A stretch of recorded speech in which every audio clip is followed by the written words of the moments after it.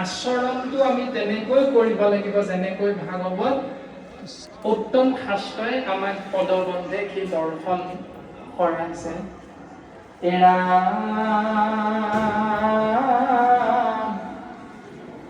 দ্বিতীয় স্কন্ধৰ কথা শুনি উৎসুকে নৃপতিৰ প্ৰশ্ন পাছে শুনি মুনি ভোকে। কৃপালু শ্ৰীমন্ত শংকৰদেৱ গুৰুজনাই অনন্ত কোটি ব্ৰহ্মাণ্ডৰ গৰাকী মহাহৰিৰ চৰণ কমলত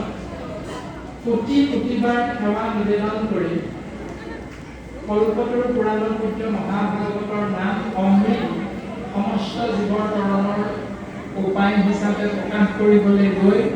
দ্বিতীয় স্কন্ধৰ ভাগৱত মহাধৰ্মৰ পদবন্ধে আমাক সিদ্ধান্ত দিছে যে দ্বিতীয় স্কন্ধৰ আৰম্ভণি পৰীক্ষিত নামৰ এটি জীৱতত্ত্ব হৰিহাৰী মনুষ্য নামৰ সসাগৰা পৃথিৱীৰ ৬১টি সম্ৰাট ৰজাজনে কি কৰিছে,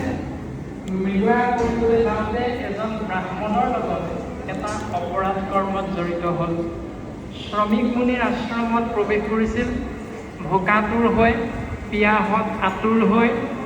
আৰু ধ্যানমগ্ন শ্ৰমিক মুনিক পানী বিচাৰিছিল আৰু সেই পানী ধ্যানমগ্ন মুনিয়ে দিম নিদিম তাৰ একো উত্তৰ দিয়া নাছিল, যাৰ বাবে ৰজা পৰীক্ষিত অকণমান ক্ৰোধান্বিত হৈছিল আৰু ক্ৰোধান্বিত হৈ ধ্যানমগ্ন মুনিৰ কণ্ঠত এটি মৃত সৰ্প আঁৰি দিছিল, মেৰিয়াই দিছিল। যি কথা শ্ৰমিক মুনিৰ পুত্ৰ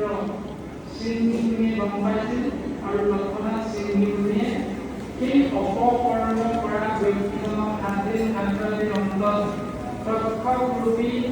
কাল মহাসৰ্প দংশন কৰিব এই অভিশাপ প্ৰদান কৰিলে। আৰু সেই অভিশাপ জ্ঞাত হোৱাৰ লগে লগে ৬০,০০০ ঋষি মুনি যেতিয়া ৰজা পৰীক্ষিতৰ মংগলৰ অৰ্থে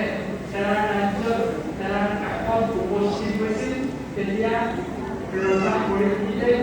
৬০,০০০ ঋষি মুনিৰ চৰণত সেই প্ৰশ্নখিনি অৰ্পণ কৰিছিল যে সেই ঋষি মুনিসকল